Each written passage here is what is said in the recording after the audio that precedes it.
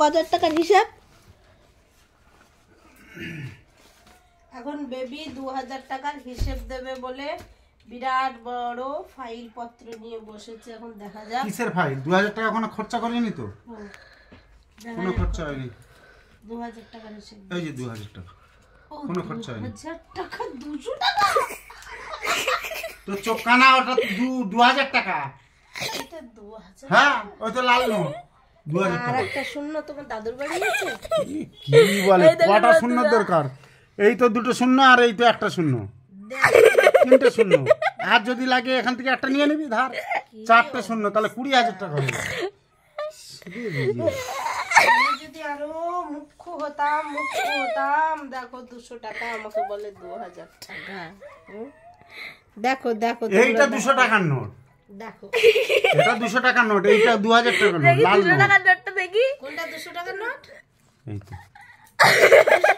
হ্যাঁ এটা নাকি 200 টাকা। আচ্ছা 2 এর পিঠে কটা শূন্য দিলে 200 হয় বল? এটা 200 টাকা।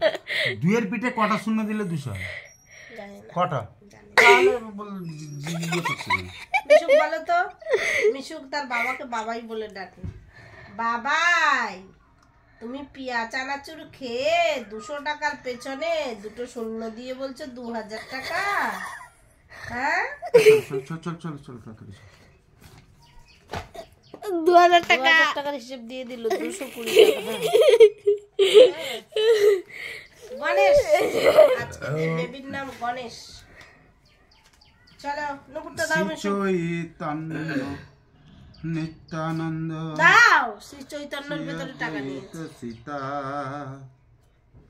শ্রী গুরু চৈতন্য প্রভু। মানি মানি টাকা টাকা টাকা মানি, সবে যাবে উড়ে কিছু নাই রবে। ভজনি তাই গৌর রাধে শ্যাম, জপ হরে কৃষ্ণ হরে রাম। বদন ভোরে বাহু তুলে মিশুক কি বলো করছিস পড়াশোনা বাদ দিয়ে? হরি নাম নাম নাম। মিশুক আজকের বিছানায় দাও নুপুরটা দাও মিশুক, নুপুরটা দাও।